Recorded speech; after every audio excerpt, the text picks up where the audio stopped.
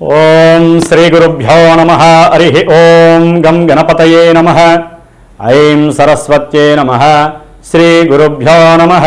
హరి ఓం జాతవేదసే సునవామసోమమరాతి యతో నిదహాతి వేదః స నః పరుషదతి దుర్గాని విశ్వానాదేవ సింధుం దురితాత్యగ్నిః తామగ్నివర్ణాం తపసాజ్వలంతీం వైరోచనీం కర్మఫలేషు జుష్టాం దుర్గాం దేవీగుం శరణమహం ప్రపద్యే సుతరసి తరసే నమః.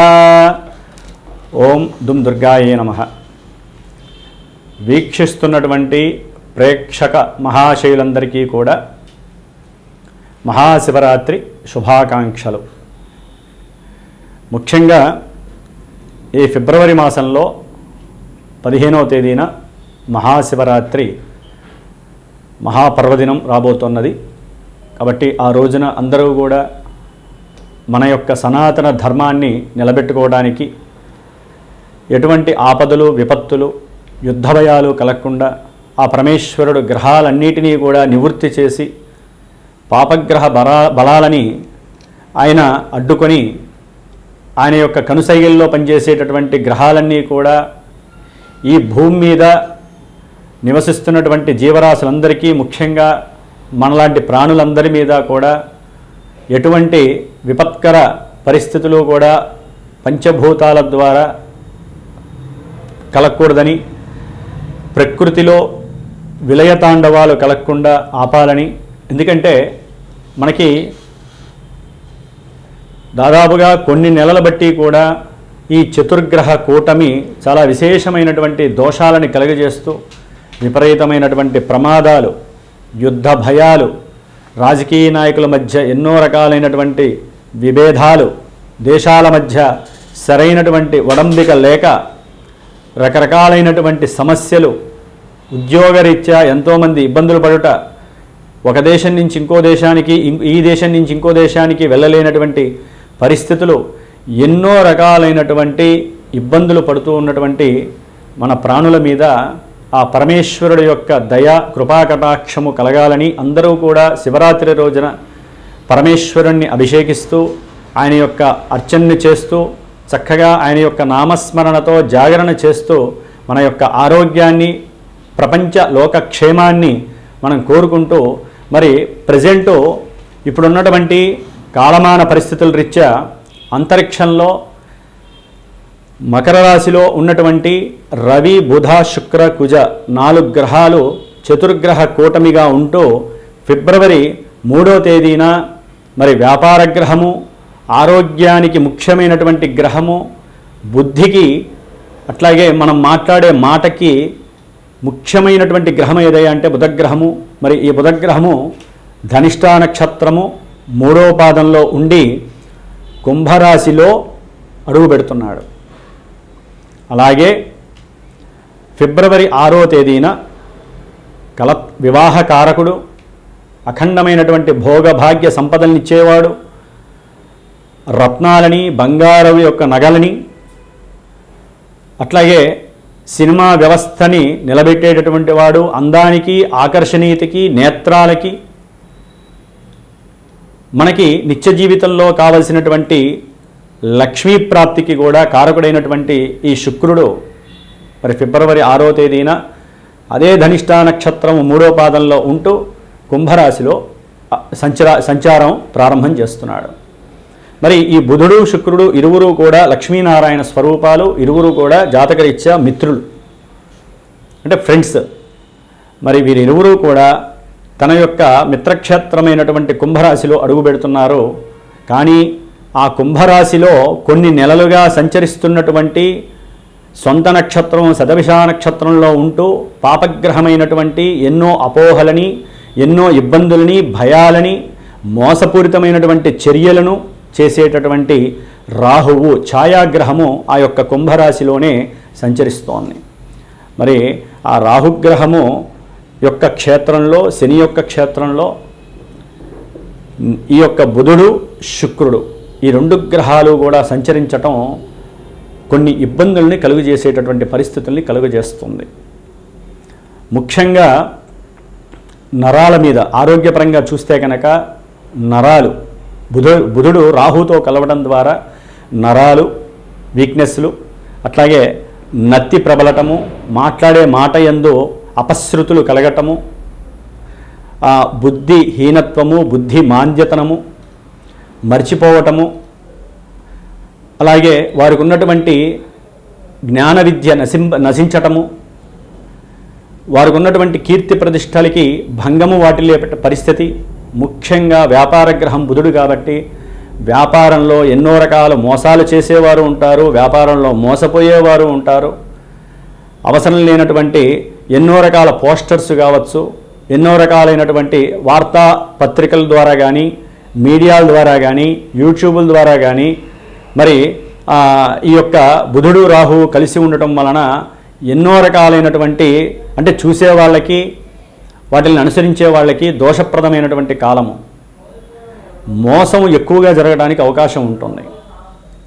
ఉద్యోగాలు ఇప్పిస్తామని మోసం చేసేవాళ్ళు ఎక్కువ అవుతారు.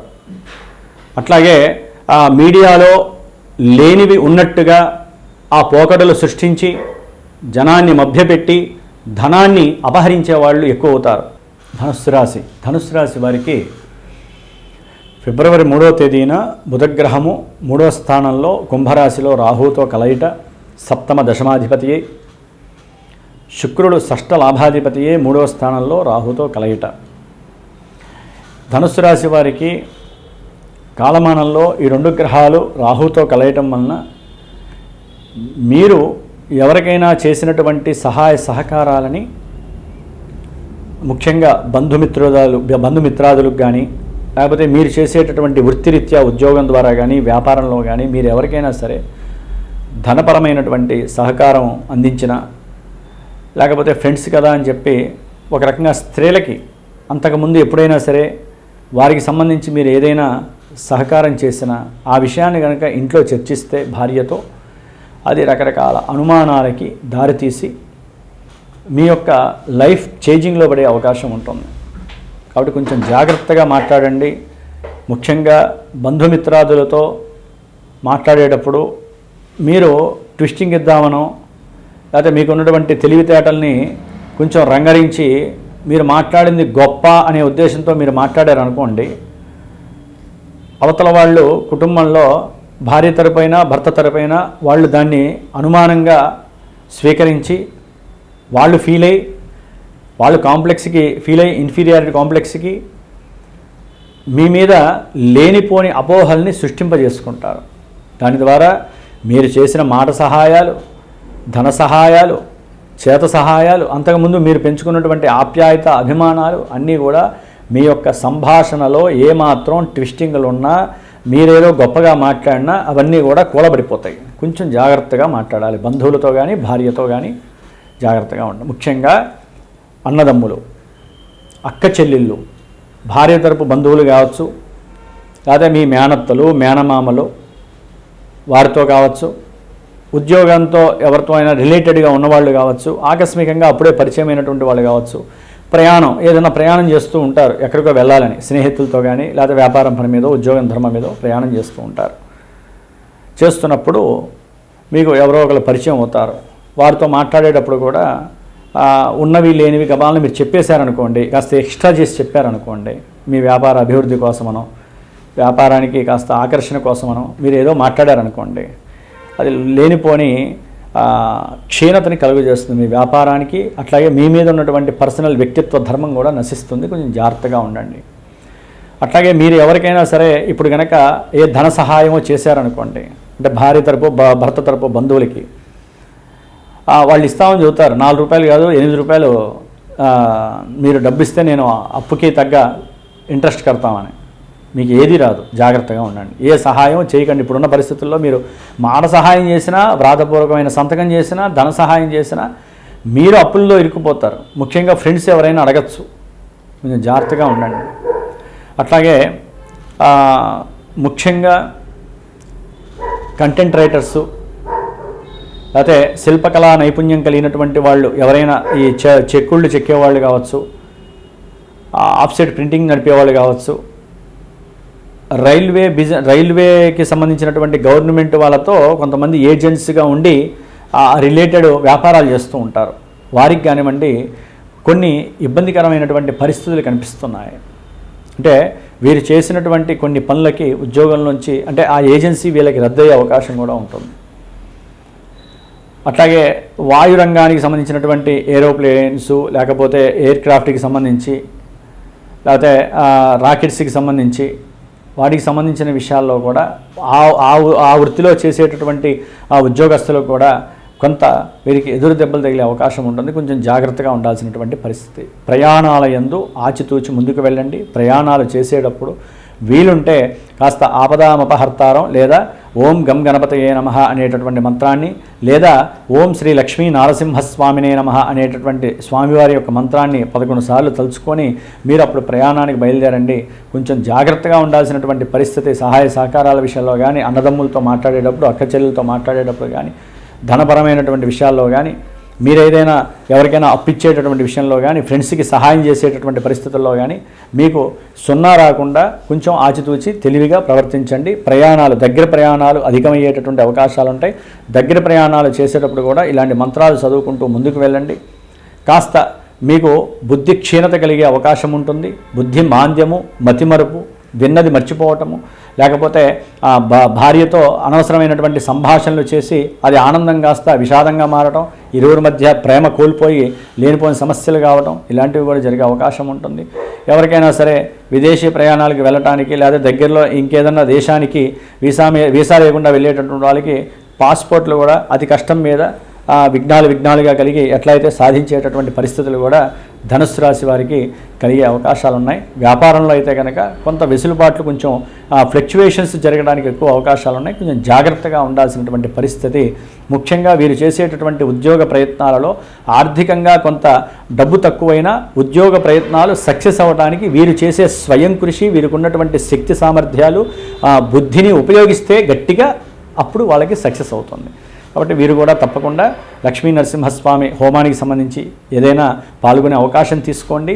లేదా మీ ఇంటి దగ్గరలో ఏదైనా వెంకటేశ్వర స్వామికి ఉంటే ప్రతి ప్రయాణ విషయంలో కానీ, ఆర్థిక విషయాల్లో కానీ మీరు వెంకటేశ్వర స్వామి దర్శనం చేసుకొని, ప్రదక్షిణాలు చేసుకొని అప్పుడు అన్ని పనులు చేసుకోండి. శుభం జరుగుతుంది. ఓం శ్రీ లక్ష్మీ నరసింహస్వామినే నమః.